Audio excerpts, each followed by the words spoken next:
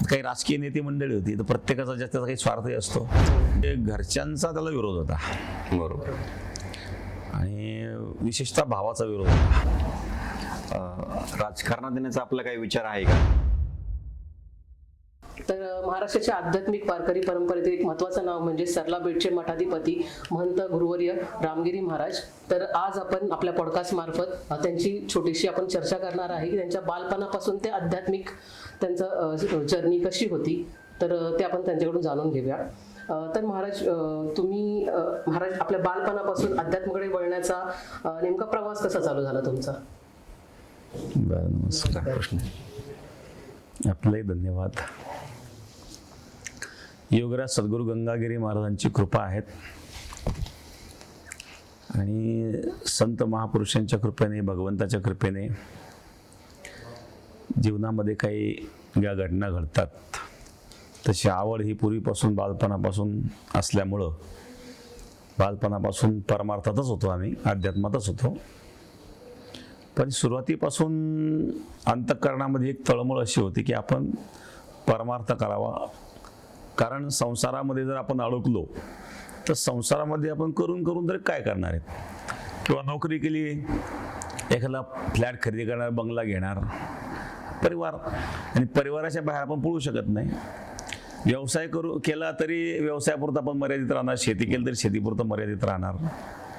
आणि मग या नोकरी, व्यवसाय, या शेती, या गोष्टीमध्ये पडण्यापेक्षा अध्यात्म हा एक विषय असा आहे की अध्यात्मातून खरी उत्क्रांती जीवनाची होत असते. बालपणापासून या कथा कीर्तनाच्या माध्यमातून, किंवा ज्ञानेश्वरी असेल, तुकाराम महाराजांचा गाथा असेल, एकनाथ महाराजांचा गाथा असेल, नामदेव महाराजांचा गाथा असेल, अशा प्रकारे या ग्रंथांच्या वाचनाची आवड आणि त्या आवडीतून, अंतःकरणातून ते वाचल्यामुळं हा एक भाव मनामध्ये निर्माण झाला की आपण आपलं जीवन परमार्थातच व्यतीत केलं पाहिजे.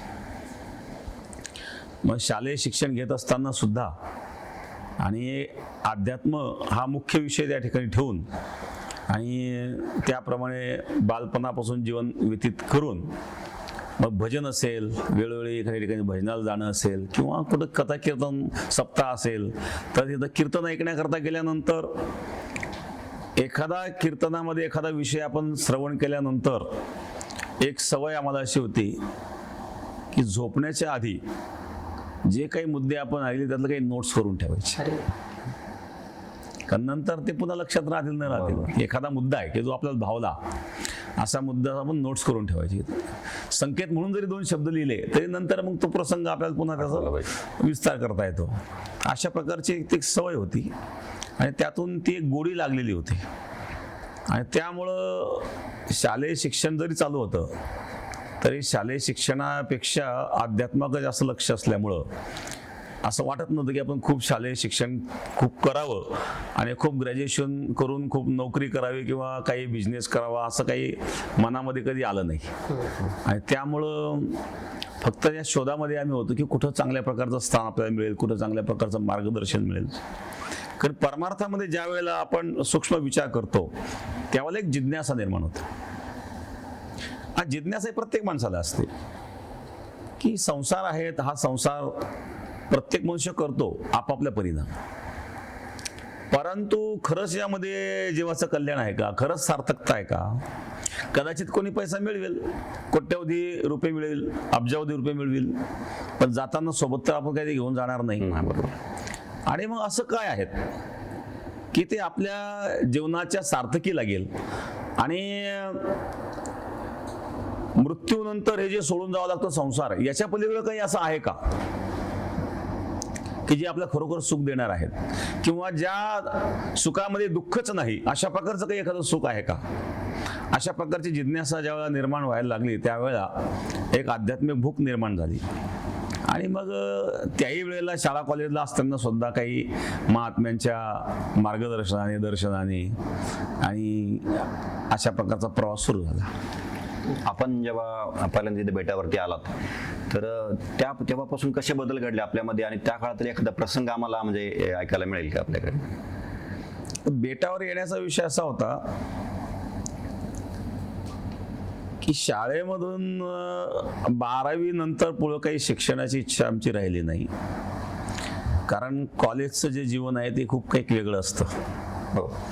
आणि मनामध्ये अशा प्रकारची एक भावना होती की आपण जर या कॉलेजच्या पुढच्या जीवनामध्ये जर आपण गुंतलो आणि रंगलो तर कदाचित आपल्या मनामध्ये आज जो भाव आहे तो उद्या राहीलचा भरोसा नाही. बरोबर.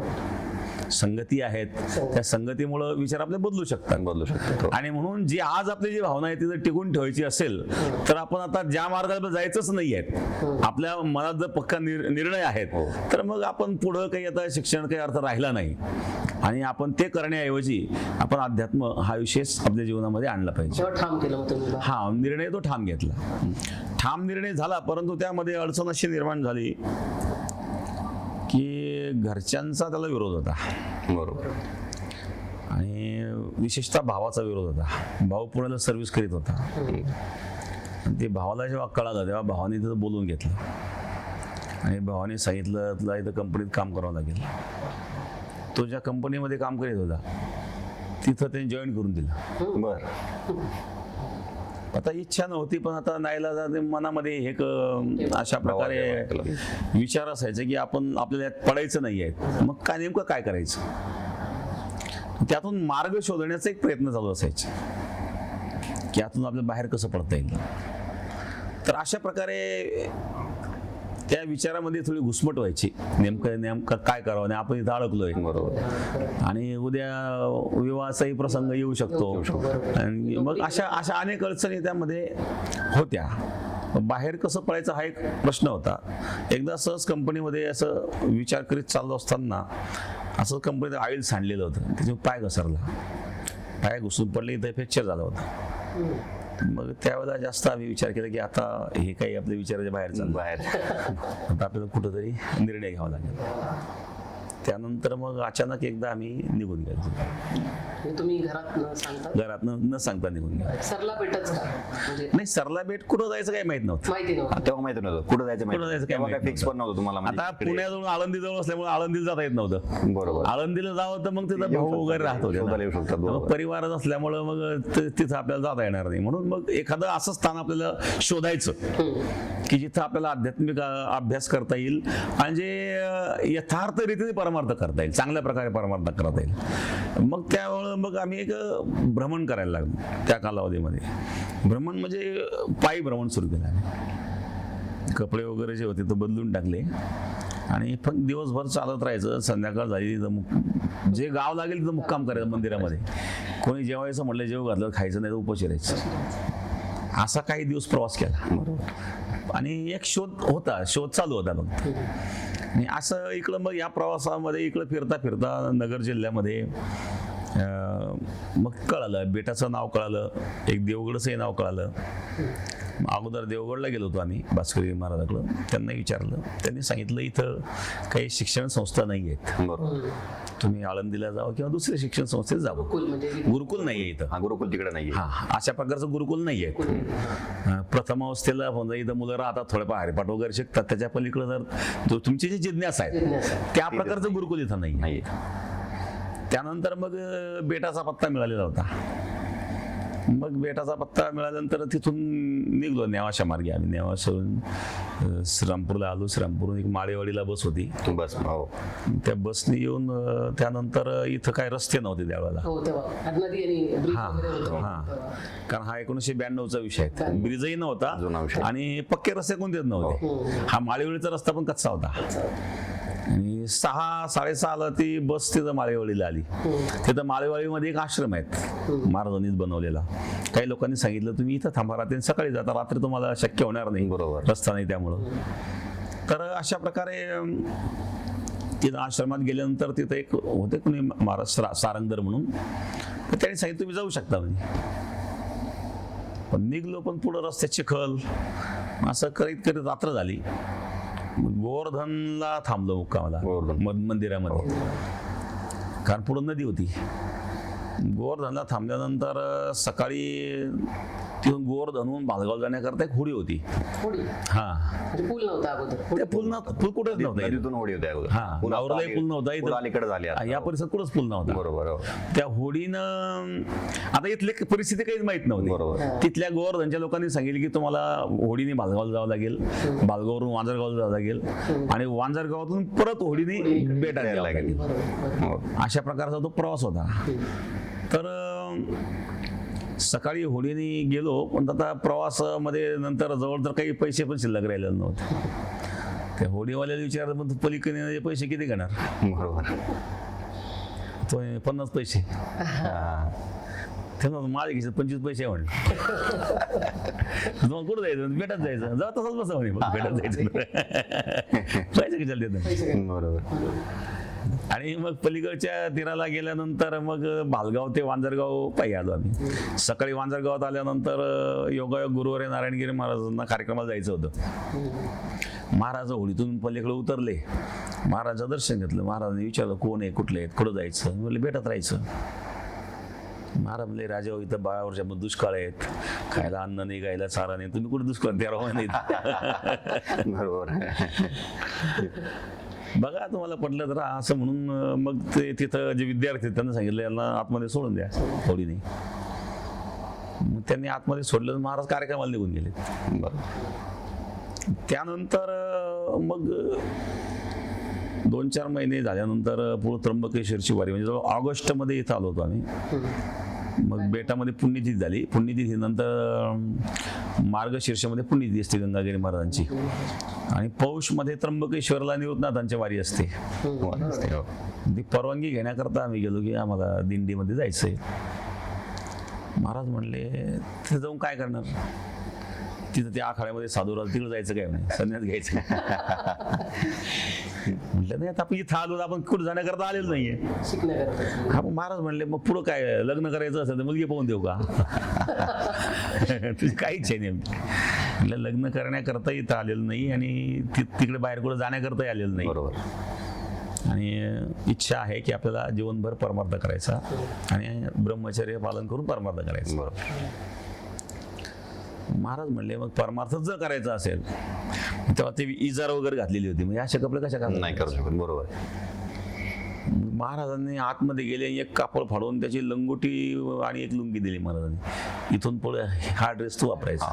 हे परमार्थाचे नियम. हा, हे परमार्थाच्या नियमानुसार हा ड्रेस वापरायचा आणि चाललंय परमार्थ. त्यानंतर मग इथं 92 ते 95 3 वर्ष मग इथं अभ्यास केला. आता अभ्यास म्हणजे महाराजांना तर काही इथं शिकवायला वेळ नसायचा. हो. कधीतरी महिन्यातून 15 दिवसातून असं 4-2 दिवस महाराज शिकवायचे. कार्यक्रम नसेल त्या दिवशी, महाराजला कार्यक्रम खूप असायचे. बरोबर. त्यानंतर मग जे काही आम्हाला अडचणी आल्या, आम्ही स्वतः अभ्यास करायचो. ज्या काही अडचणी आल्या ते प्रश्न विचारायचे, बरोबर. शंका विचारायचे, शंका विचारायची. आणि ते समाधान करून घ्यायचं. इतरही विद्यार्थी होते, त्या विद्यार्थ्यांबरोबर जे काही पाठांतर करायचं, जे अभ्यास करायचा इथं करायचो. आणि इथं एक जबाबदारी महाराजांनी दिली होती कोठीची. कोठारी म्हणून जे काही इथं मुलांची भोजनाची, स्वयंपाकाची व्यवस्था व्यवस्था आहे. असते, हो. मग त्याचं जे भांडारगृह असतं, म्हणजे त्याला कोठी म्हणतो आपण. कोटी. हो. आता ते कोठीची जबाबदारी दिलेली होती. तर मग ती कोठीची जबाबदारी सांभाळायची आणि आपला अभ्यास करायचा. जास्त काही बाहेर आम्ही फिरत नव्हतो, कोठीतच थांबायचो, तिथंच अभ्यास करायचा. काही शंका आली तर ती शंका महाराजांना विचारायची, ग्रंथ तिथे घेऊन जायचा आणि विचारायची. अशा प्रकारे जवळजवळ 92 ते 95 3 वर्ष इथं राहिलो आम्ही. त्यानंतर 95 मध्ये एक बाजार म्हणून गाव येथून 16 किलोमीटर. हो. इकडे नदीच्या पलीकडे. हा, आता मागे सप्ताह तो पंचक्रोशीने केला हा, होता. तिथेच. हो, त्या तिकडे. हा, तिथं 14 वर्ष होतो आम्ही. हा, बाजारठाण गाव. बाजारठाण गाव. हो हो हो. तर बाजारठाणला ज्या वेळेला त्या लोकांनी पण मागणी केली, तर एक महाराज, शिवगिरी महाराज, बरं. गुरुवारी नारायणगिरी महाराज गुरुबंधू, ते बेटामध्ये आले. त्यांनी सांगितलं, आता माझं वय झालेलं आहे, मी थकलोय, एखादा विद्यार्थी मला द्यायचं, हे स्थानही आश्रमही चालविल, पुढे सगळं चालू आणि मला पण आता समजा सेवा करण्याची आवश्यकता आहे, कोणीतरी सेवेला असावं. आणि मग महाराज विचारून पहा विद्यार्थ्यांना कोणी तयार असेल तर. बरोबर. आम्ही काय सांगू शकतो, कोणाची तयारी असली मनाची पाहिजे. तयारी असली तर ते मनाची तयारी असली पाहिजे, कोणी राहायला तयार असला पाहिजे. इच्छेने कोण जो तयार आहे. हा, आता त्यांच्या बरोबर गावकरी आलेले होते. हम्म. त्या गावकऱ्यांनी आमची मागणी केली. हम्म. कारण समजा दिंडीमध्ये येणं जाणं, समजा त्या लोकांचे संपर्क होते समोर. आणि त्यांना योग्य असं वाटलं की आपण यांना नेलं तर हे आश्रम चांगलं चालू शकतील आणि व्यवस्थित चालेल तिथं. अशा प्रकारची मागणी ग्रामस्थांनी केल्यानंतर मग महाराजांनी परवानगी दिली. त्यानंतर आम्ही 95 मध्ये तिथं गेलो. 95 मध्ये म्हणजे अक्षय तृतीया, म्हणजे मे महिना होता. तर मे महिन्यामध्ये अक्षय तृतीयाला तिथं विधी झाला, आमचा संन्यास झाली. संन्यास झाली तिकडे कारण बाजार. ते महात्मा जे शिवगिरी महाराज होते संन्यासी होते. बरोबर. मग महाराजांच्या गुरुवारी नारायणगिरी महाराजांच्या हस्तेच संन्यास दीक्षा, कारण गोदावरी तिथे आहेत. गोदावरी. गोदावरीच्या तीराला तिथे एक विधी वगैरे जो असतो संन्यासाचा, तो विधी झाला गुरुवारी महाराजांच्या हस्ते. महाराजांनी दीक्षा दिली, मंत्र वगैरे दिला, रुद्राक्ष दिला. आणि मग त्यानंतर मग तिथं सतदिवस सप्ताह झाला. गुरुवारी नारायणगिरी महाराजांचं कालेचं कीर्तन झालं. आणि मग त्यानंतर जवळजवळ 95 ते 2009 पर्यंत, त्याच्यामध्ये 2002 मध्ये शिवगिरी महाराजांचं शरीर शांत झालं. हो. तर 2002 नंतरही 9 पर्यंत आम्ही तिथे थांबलो. मग तिथं असताना तिथं काही साधना वगैरे करायचो. तिथं जे मंदिर बांधलं आपण, पूर्वी जुनं मंदिर होतं. ते जुनं मंदिर खूप चांगलं होतं, पण ते चुन्याचं वगैरे बांधकाम असल्यामुळे काही झाडं उगवून ते क्रॅक झालेलं होतं. त्याला दुरुस्त करून त्याला नवीन पद्धतीने तयार करून ते न पाडता त्याला वरून चांगल्या प्रकारे डागडुजी करून त्याला सुंदर असं डिझाईन वगैरे बनवून त्याला चांगलं बनवलं. आणि कारण ते इतकं भव्य मंदिर होतं, दगडी काम होतं आणि जवळजवळ 3.5 फूट रुंदीची भिंती आहे त्याची.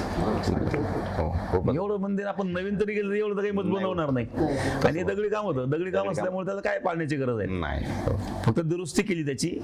आणि कळस वगैरे होता तो सुंदर बनवला चांगला. पूर्वीचे काय मस्जिदीसारखी घुमटाचे मंदिर असायचे या मराठवाड्यामध्ये. कारण पूर्वी काय असायचे, मंदिर पाडले जायचे ना, मग ते लक्षात येऊ नये म्हणून लोक घुमटासारखे मंदिर बांधायचे. आणि असं वाटायचं की मस्जिद आहे का काही लांबून ते. बरोबर. म्हणून मग त्याची दुरुस्ती करणं गरजेचं म्हणून त्याला कळसाचा आकार दिला आहे. त्या घुमटाला कळसाचा आकार, तो न पाडता त्याला कळसा त्याला वर चांगला कळसाचा आकार देऊन आहे त्याला बाहेरून प्लास्टर वगैरे करून थोडंफार तामिळनाडूच्या कारागिराकडून आपण चांगल्या प्रकारे डिझाईन करून घेतलं. साऊथ पद्धती, दाक्षिणात्य पद्धतीने त्याला डिझाईन केलं. आणि मग सभा मंडपाला सुद्धा आपण दाक्षिणात्य पद्धतीनं सर्व डिझाईन, जसं आपण इथं बेटामध्ये केलेलं हे बेटाची सुद्धा डिझाईन आपण दाक्षिणात्य पद्धती केलेली. तिथं पण आपण दाक्षिणात्य पद्धतीनं डिझाईन वगैरे करून घेतल्या. त्या 14 वर्षाच्या काळामध्ये आता त्यावेळेला असं काही उत्पन्नाचे स्रोत वगैरे नव्हते. कथा कीर्तनाच्या माध्यमातून जे दान दक्षिणा वगैरे लोक द्यायचे, तर ते दान दक्षिणेतून आलेला जो पैसा आहे तो आपण मंदिराकरता खर्च करायचो. आणि अशा प्रकारे मग ते त्या माध्यमातून मग सगळं फिरण्याचा योग आला. मग भागवत कथेला 8-8 दिवस एका गावामध्ये थांबायचं. त्याने माणसं जोडल्या गेलेत. आणि 2009 मध्ये महाराज आजारी पडलेत. आजारी काही 2 दिवस फक्त महाराज आजारी होते.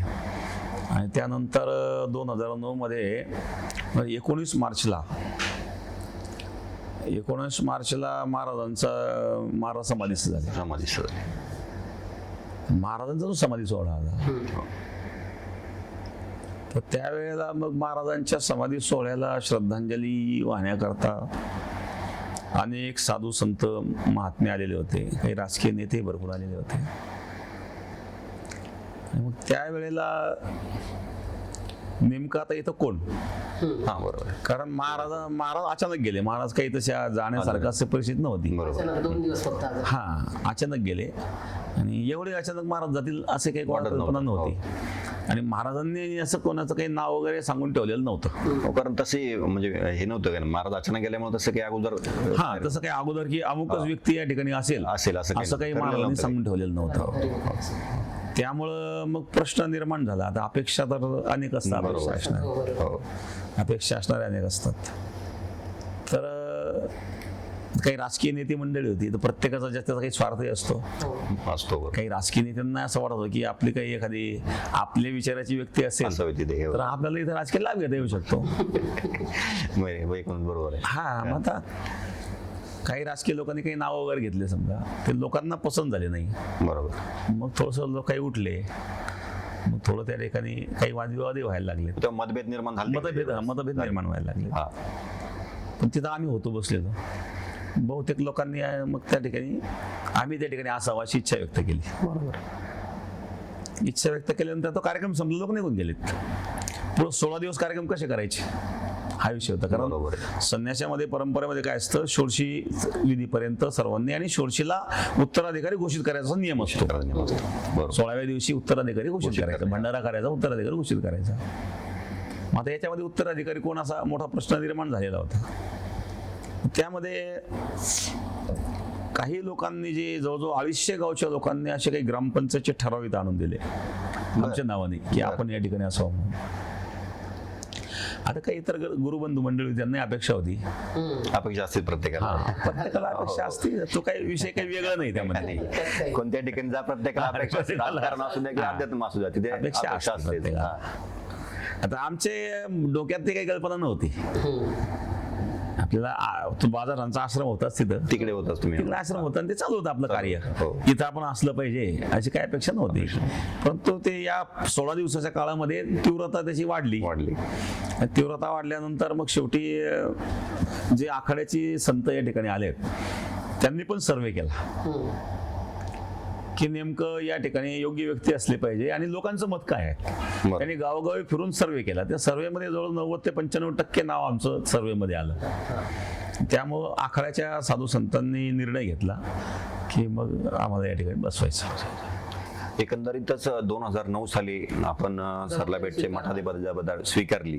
तर ती जबाबदारी स्वीकारताना आपल्या मनात त्यावेळेस नेमकं काय भावना होत्या की आपल्या एवढी मोठी जबाबदारी आपल्यावरती अचानक दिली आणि ज्या भाविकांचा आपल्यावर विश्वास खूप मोठ्या प्रमाणे आपल्याला भेटला, तर तेव्हा आपल्या मनात काय एकदम हे होती आणि काय संकल्प केला?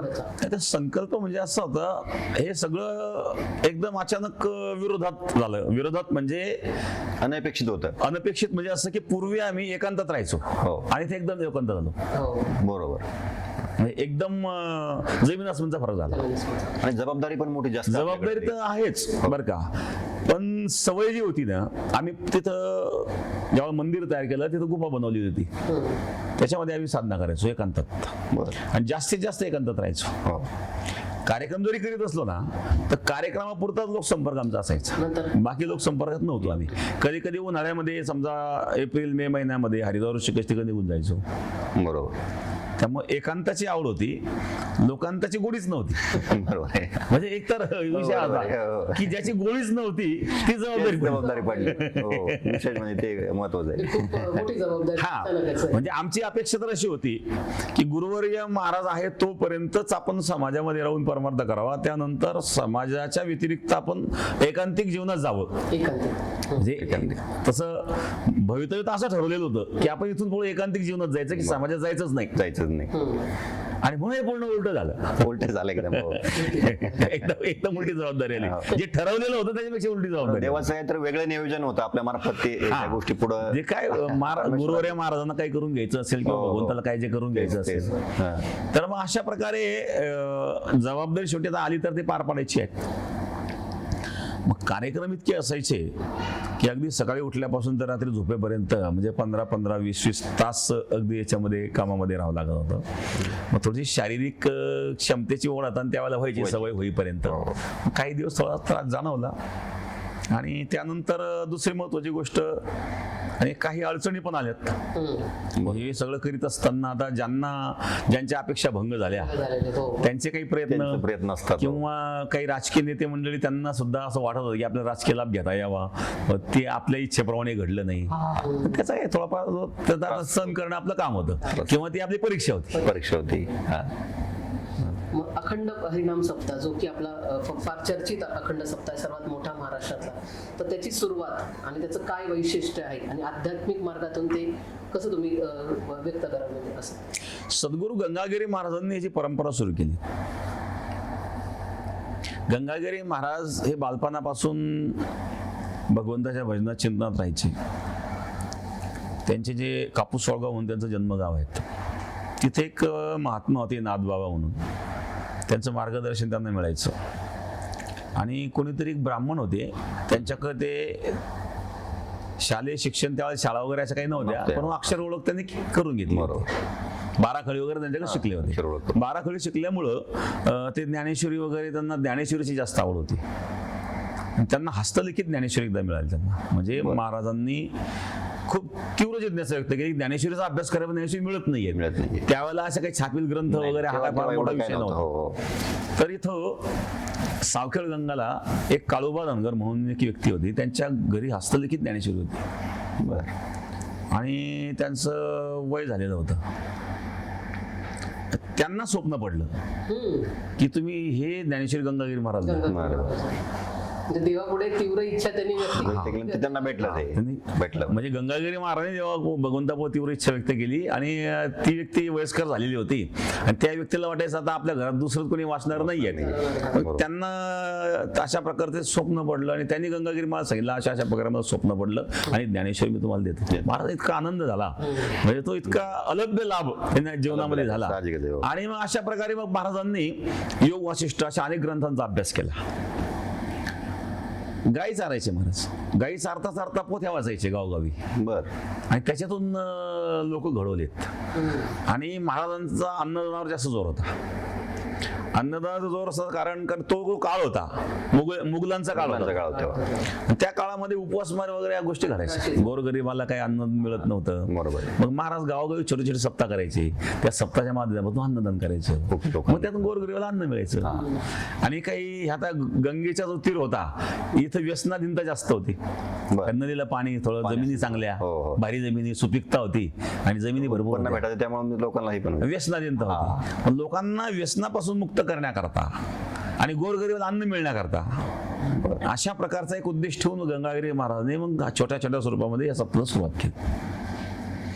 आणि मग सुरुवात केल्याच्या नंतर लोकांचा प्रतिसाद त्याला इतका मिळायला लागला, कारण महाराजांना अपेक्षा काही नव्हती. निरपेक्ष जीवन, ब्रह्मचर्य जीवन. आणि अशा जीवनामध्ये असल्यामुळं खूप अशा प्रकारे प्रत्येक ठिकाणून प्रतिसाद मिळायला लागला.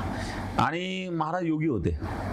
इथं महाराज योग साधना करायचे. ही जी जागा बेट त्यांनी निवडली, एकांत म्हणून निवडली, त्याला 12 महिने इथं पाणी असायचं. बरोबर. मग अशा वेळेला इथं कोणी येतच नव्हतं. एकांत म्हणून त्यांनी जागा निवडलेली होती.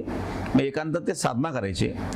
काही काळ साधना केल्यानंतर त्यांच्या मनात याची इच्छा निर्माण झाली की आपण नुसतं एकांत तळून आपलं स्वतःचं कल्याण करू शकतो, पण जगाकरता समाजाकरता काय, समाजाचं कल्याण म्हणून आपण बाहेर पडलं पाहिजे.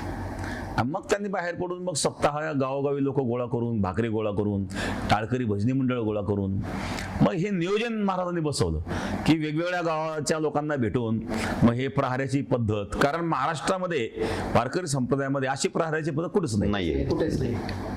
एवढे शेकडो गावं, हे शेकडो गावं तेव्हाच महाराज जोडलेले, सुरुवातीलाच त्याच वेळेला जोडलेले. आणि हो, तेव्हापासूनची परंपरा आहे. मग पहिला प्रहरा, दुसरा प्रहरा, तिसरा प्रहरा, मग त्या प्रहरामध्ये एवढे गावची भजनी. आणि मग ते एक ज्या गावाचं नाव सांगितलं त्या गावच्या भजनाने भजन म्हणायचं. अशी पद्धत गंगागिरी महाराजांनी भजनी मंडळाची सुरू केली. अखंड भजन आणि अखंड अन्नदान या दोन गोष्टी महत्वाच्या त्यामध्ये. आणि अन्नदानाबरोबर ज्ञानदान असं कार्यक्रम गोष्टीचे गंगागिरी महाराजांनी सुरू केलं. तर म्हणजे आता हा 179वा सप्ताह आहे. 179वा जो सप्ताह आहे. आता आपण 179 सप्ताहापर्यंत आलेलो आहोत. आणि एवढा भव्य दिव्य असा सप्ताह आहे. त्याचं नियोजन एवढं तुम्ही कसं करतात, त्याचे आयोजन सुद्धा कसं केलं जातं. आणि त्याच्यामध्ये आपण बघितलं की आमटी टँकरने लोकांमध्ये, जो आमटीचा प्रसाद आहे टँकरने लोकांच्या भाविक येतात त्यांच्यापर्यंत वाढला जातो.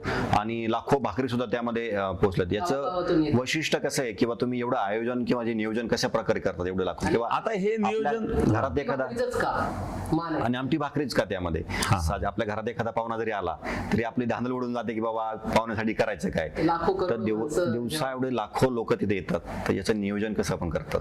आमटी भाकरी काय, असं मूळ मुद्दा असा आहे, वारकरी संप्रदायामध्ये मधुकरीचं एक विशेष महत्व आहे. मधुकरी याचा अर्थ, मधुकरी म्हणजे जसं मधु म्हणजे मधमाशी. मधमाशी काय करते, थेंब थेंब गोळा करून मध साचवते. तसं घराघरातून भाकरी गोळा करून ते एकत्रित खाणं, याला मधुकरी म्हणते. आजही आळंदीमध्ये विद्यार्थ्यांना मधुकरीचं भोजन दिलं जातं. बरोबर. त्यांचे असे घरं ठरलेले असतात. हा. त्या घरी त्या मुलांनी जायचं, तिथून भाकरी आणायची, आणि ते एकत्र येऊन ते एकत्र येऊन मग प्रसाद द्यायचा. तो मधुकरीचा प्रसाद जो हा पवित्र मानला जातो. एक भिक्षा अन्न असतं. भिक्षा अन्न. आणि भिक्षा अन्नाचं आणखी वैशिष्ट्य, साधूनी भिक्षा का मागायची असते की भिक्षा मागण्यामध्ये अहंकार निघून जातो. बरोबर. कदाचित कोणी दानही देईल, भिक्षा मागण्याची गरजही पडत नाही, पण तरी सुद्धा भिक्षा मागणं हा उद्देश असतो की त्यातून आपला अहंकार निघून जातो. आणि मग गंगागिरी महाराजांनी ही जी घरोघरातून भाकरी आणण्याची पद्धत जी सुरू केली, त्याचा आणखी एक उद्देश असा होता की ते भाकर देणाऱ्या प्रत्येक मातेला आपलेपणा वाटत होता. बरोबर. आज ज्या घरातून भाकरी येतात त्या प्रत्येक घरातून येत आहेत, मग त्या प्रत्येक घरातील प्रत्येक व्यक्तीला वाटतं हा सप्ताह आपला आहे. हा सप्ताह याचा विस्तार होण्याचं हे मुख्य कारण आहे. समजा एखाद्या व्यक्तीने पंगत दिली, तो भाग वेगळा. अशा प्रकारे ही भाकरी गोळा करण्याची पद्धत आणि आमटी जी आहे त्यावेळेला स्वतंत्र छोटासा तिथं मसाला तयार केला जायचा आणि तिथं आमटी बनवायची आणि भाकरी गोळा करायच्या आणि आमटी तिथं बनवायची. ही पद्धत गंगागिरी महाराजांनी तेव्हापासून सुरू केली. आतापर्यंत याचं नियोजन कसं केलं? कारण आपण जसं म्हणलो की आपल्याकडे छोटं कोणी जरी आलं त्याचं ते नियोजन एवढ्या मोठ्या प्रमाणात होतं. ते नियोजन खूप व्यवस्थितपने नियोजन करतात. त्याचं खूप वैशिष्ट्य आहे महाराष्ट्रामध्ये. हा, नियोजनचा विषय असा आहे, आता हे परंपरागत चालत आल्यामुळं सहज शक्य आहे. नवीन जर कोणी करायचं असेल तर त्याला एवढं सहज शक्य होणार नाही.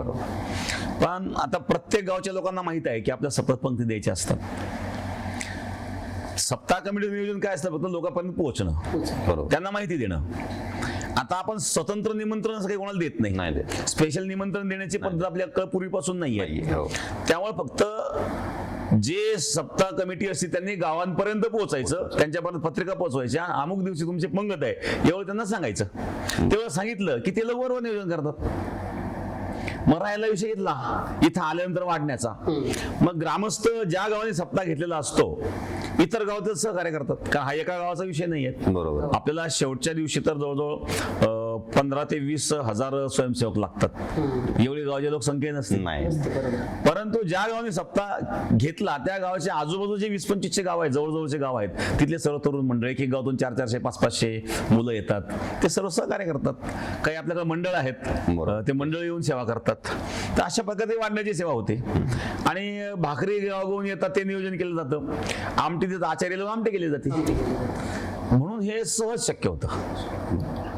आपल्या प्रवचनांमधून धर्मासोबत समाज जागृती, संस्कार, राष्ट्रप्रेमावर भर दिला जातो. तर साधू संतांनी म्हणजे काय म्हणतात ना की याच्यामध्ये समाज कार्यामध्ये कितपत सहभागी व्हावं असं तुमचं मत आहे? राष्ट्रप्रेमाकडे किंवा ह्याच्यामध्ये ज्या देशामध्ये आपण राहतो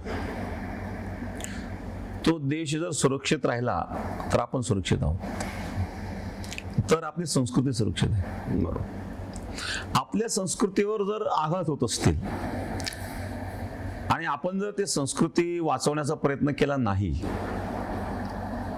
मूकदर्शक म्हणून जर आपण राहिलो, तर माझं मत असं आहे, एखादा सज्जनपणाने जेव्हा वागतो आणि दुर्जन एखादं दुष्टकृत्य करताना तो सज्जन मूकदर्शक बनून राहतो, तर त्याला सज्जन सुद्धा जबाबदार असतो. बरोबर. ठीक आहे, एखादी अन्याय करणारी व्यक्ती आपल्यापेक्षा बलवान असेल, आपण प्रतिकार नाही करू शकत, पण कमीत कमी आपण तो विषय तरी मांडू शकतो. कारण ती आपली जबाबदारी, नैतिक जबाबदारी आहे. आपल्या डोळ्यासमोर जर काही अन्यायकारक काही घटना घडत असेल तर निश्चित आपण समाजाचं प्रबोधन करणं आपलं कर्तव्य आहे. तर समाजाच्या लक्षात आणून देणं हेही आपलं कार्य असतं. मग अध्यात्माबरोबर हे कार्य महत्वाचं आहे असं आम्हाला वाटतं. आणि म्हणजे हिंदू समाजाला सर्वात मोठी आव्हानं आजकाल झेलावी लागतात, तर त्याच्याबद्दल तुमचं काय मत आहे की त्यांनी कसं सामोरं जावं हिंदू समाजाने? त्यांच्या ज्या चुकीच्या वास्ता पसरल्या जातात हिंदू धर्माबद्दल, तर त्याच्याबद्दल तुम्ही काय मत व्यक्त कराल? विषय असा आहे, हिंदू धर्म सनातन संस्कृती अतिशय पुरातन संस्कृती आहे.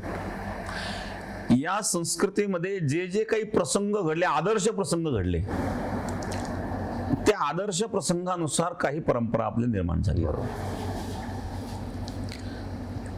काही विकृती त्यात आल्या असतील. ज्या विकृती आल्या असतील आपण काय केलं, त्या विकृती दूर करण्याचा प्रयत्न केला, ते कराव्यात. जो काही आदर्श प्रसंग आहे की ज्या विषयाचा आपला आदर्श घेतला पाहिजे, ते ज्ञान आपल्याला असलं पाहिजे, आणि अशा प्रकारचा आदर्श घेत घेत ही संस्कृती पुढे आली. याच्यात काही बदलही झाले. दुसरी महत्वाची गोष्ट की अशा प्रकारची असणारी जी संस्कृती आहे त्या संस्कृतीवर आघात करणारे जे काही समजा विचार आहेत, ते जे विचार असतात की ते समाजामध्ये विघटन करण्याचा प्रयत्न करतात. आणि अशा प्रकारे विघटन करण्याचा प्रयत्न जर कोणी करीत असेल तर अशा वेळेला समाजाला मार्गदर्शन करणं हे आपलं कर्तव्य आहे. मग नेमकं याविषयी शास्त्र काय सांगतं? कोणावर आपण अन्याय कधीच करू नये. बरोबर.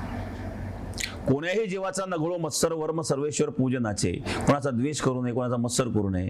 हे कधी भगवंताची पूजा आहे. कोणाला दुःख न देणं ही भगवंताची पूजाच आहे. यापेक्षा वेगळी पूजा कोणती असू शकते? तुकाराम महाराजांनी सांगितलं, स्वामी काज गुरु भक्ती पितृवचन सेवापती हेची विष्णूची महापूजा. आपल्या कर्तव्याचं पालन ही भगवंताची पूजा आहे. मग जे कर्तव्य आपल्या वाटेला आले असेल ते कुठले कर्तव्य असेल, एखादा शिक्षकाची नोकरी करतो, शिक्षक म्हणून कार्य करीत असेल, कोणा राजकारण करीत असेल, हे सर्व करीत असताना आपलं कर्तव्य म्हणून जर आपण ते केलं ते भगवंताची पूजा असते. मग ते क्षेत्र कुठले असू द्या. बरोबर. अध्यात्म हा एक वेगळा भाग आहे. तर अशा प्रकारे एक समाजामध्ये ही जागृती आपण करणं गरजेचं असतं. आपलं कर्तव्य आपल्याला समजून सांगणं. अध्यात्मशास्त्र हेच सांगतं. आपल्या साधू संतांनी आपला हाच उपदेश केला की कोणाला अन्याय कधीच करू नये. पण कोणी अन्याय केला तर तो सहनही करू नये. हा एक महत्वाचा मुद्दा आहे.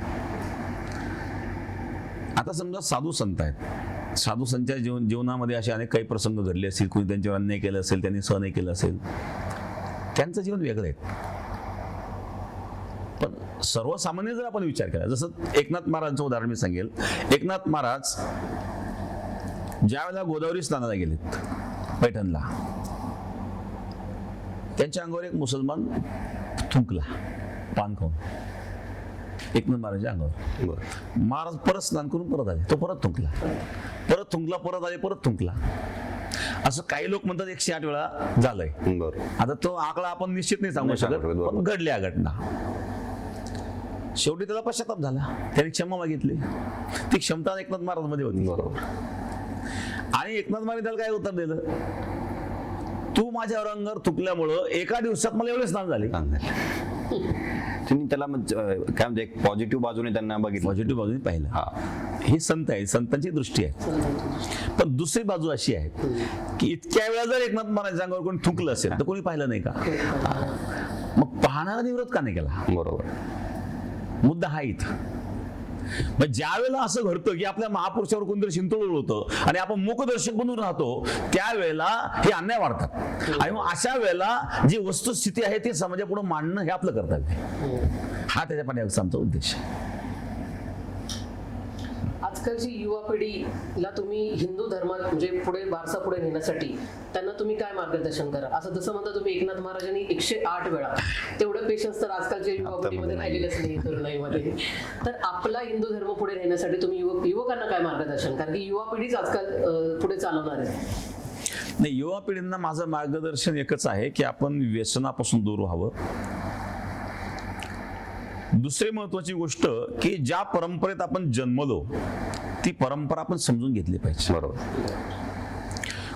किंवा त्या परंपरेबद्दल काही गैरसमज जर कोणी करून दिलेले असतील तर ते गैरसमज लक्षात न घेता प्रत्यक्ष तुम्ही अभ्यास करा ना.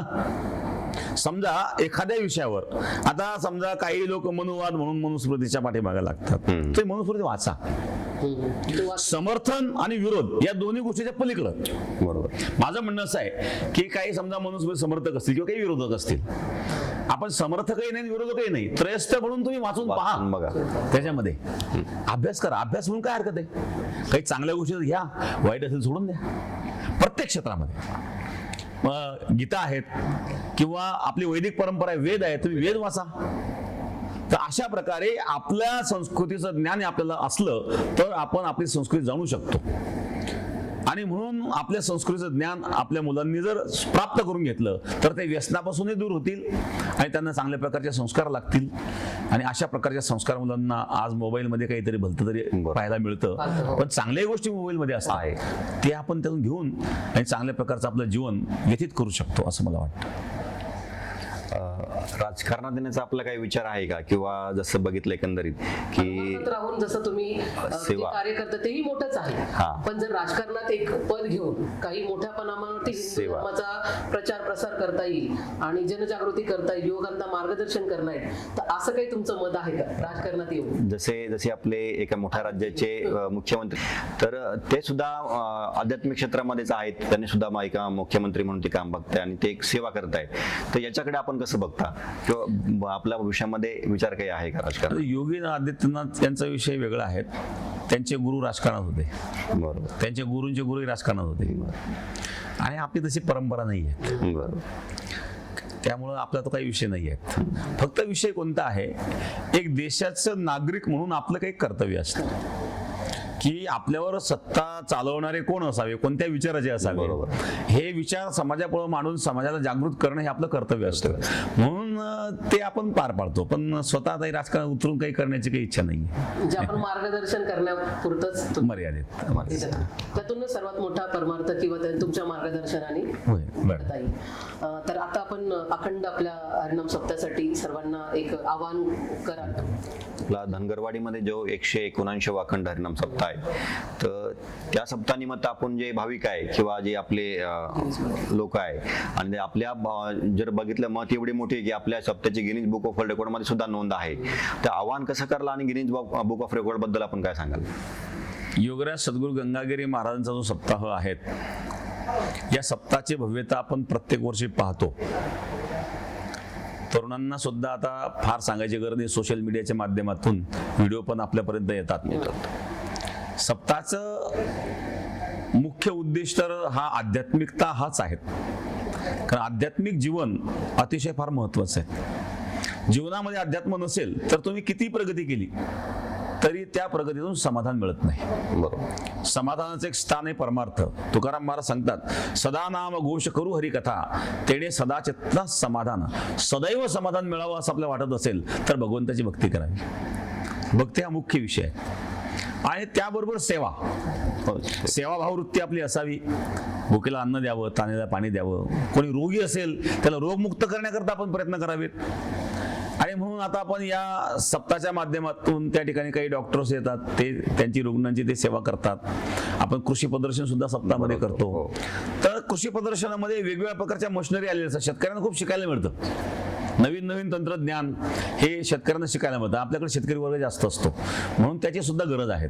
आणि तरुणांनी अवश्य यावं. तरुणांनी याच्याबरोबर अध्यात्माबरोबर तेही मार्गदर्शन त्यांना त्यातून मिळतं, ते ज्ञान मिळतं. आणि परमार्थामध्ये आपण, परमार्थ एक केंद्रबिंदू असतो. किरण केंद्रबिंदूपासून जसं लांब जातो तर किरणाचं अंतर वाढत चालतं, पण जसं किरण केंद्रबिंदू जवळ येतो तसं किरणाचं अंतर कमी होतं.